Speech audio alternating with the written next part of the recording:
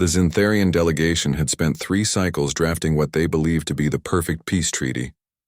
Their crystalline forms shimmered with satisfaction as they presented the document to the human representatives aboard the orbital station Covenant's End. Article 7, Subsection 4, Ambassador Velthar announced, his translator converting his harmonic frequencies into flat human speech. No advanced weapons shall be deployed in contested zones. This includes all projectile weapons utilizing chemical propulsion, directed energy systems, plasma-based armaments, or nuclear devices. Orla Murphy, humanity's chief negotiator, read through the document with careful eyes. Her red hair was tied back in a practical bun, and her expression remained neutral. Beside her, Commander James Okoye leaned back in his chair, a slight smile playing at the corners of his mouth. "This is acceptable," Orla said finally, signing the document with a flourish. The Zintharians resonated with pleasure. The war had cost both sides dearly, and this treaty would ensure the border colonies remained demilitarized. The humans, they believed, had finally learned their place in the galactic order. They were wrong. 6 months later, the Zintharian scout ships detected unusual activity in the human colony of New Canterbury. Massive wooden structures were being erected near the settlement's perimeter. Velthar himself arrived to investigate, his crystalline body pulsing with concern. "What is the meaning of this?" he demanded, his form flickering red with agitation. "You are constructing military installations." Orla stood before a massive wooden frame nearly 15 meters tall. Workers swarmed around it, adjusting ropes and testing counterweights. "Ambassador, we're fully compliant with the treaty. Article 7, Subsection 4 specifically. These are clearly weapons. These," Orla corrected, patting the timber frame, "are trebuchets, medieval siege engines. They use gravity and counterweights. No chemical propulsion, no energy weapons, no plasma, no nuclear devices." She smiled sweetly. "Perfectly legal." James emerged from a nearby structure carrying what looked like a primitive bow nearly as tall as he was. "And these are English longbows. Yew wood, hemp string, and 400 years of battlefield tradition. Pull weight of about 150 pounds. A skilled archer can put an arrow through steel plate at 200 yards. Velthar's form crackled with confusion and anger. "This is absurd. These are antiques. Primitive tools." "Primitive, yes," Orla agreed. "Advanced?" "No, you were very specific about that word, Ambassador. Advanced weapons. We checked the treaty 17 times. Not once does it mention simple machines, tension-based projectile systems, or gravitational siege engines." The Zintharian's translator struggled with his incoherent harmonics. You cannot be serious. You're bringing medieval weapons to a modern conflict." "Conflict?" James raised an eyebrow. "There's no conflict, Ambassador. We're simply defending our treaty-authorized colonies with treaty-compliant equipment." He notched an arrow and drew the longbow in one smooth motion, aiming at a distant target. The string thrummed and the arrow sailed through the air, striking dead center. "Besides, these antiques have distinct advantages." "Such as?" Velthar demanded. "No electronic signature," Orla listed on her fingers. "No heat bloom.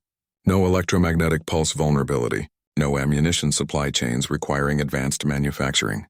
And most importantly," she gestured to the surrounding forest, "completely sustainable. We can make these from local resources indefinitely."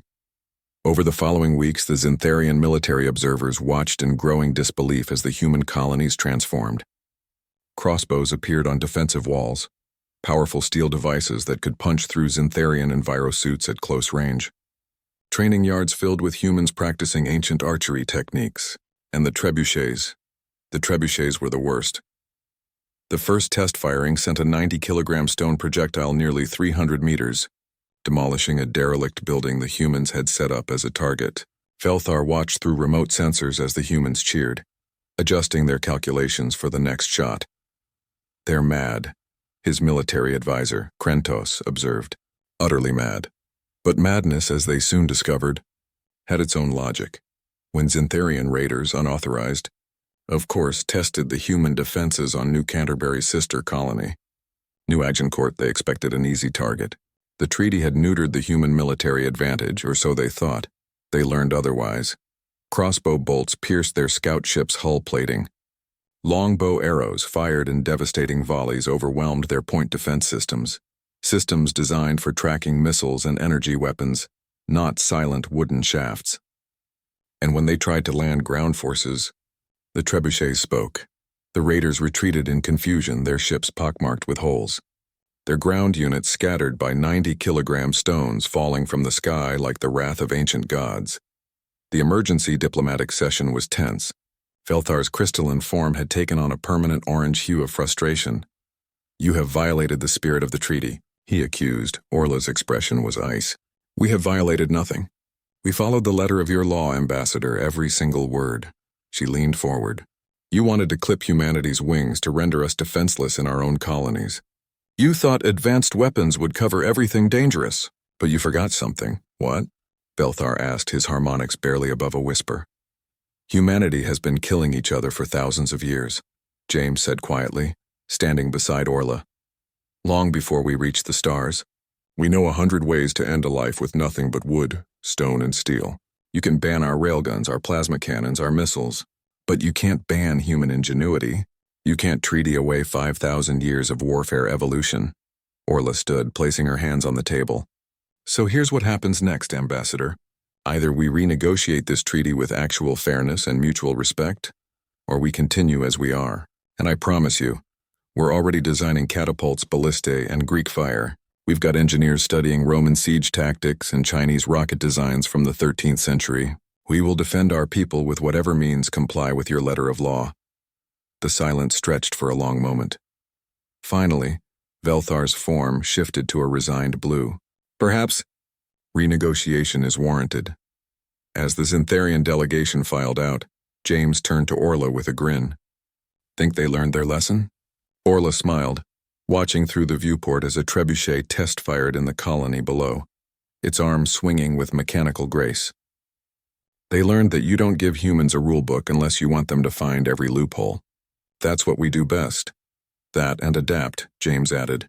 "That," Orla agreed, "and adapt." In the end, the new treaty was far more equitable. But on New Canterbury and New Agincourt, the trebuchets remained.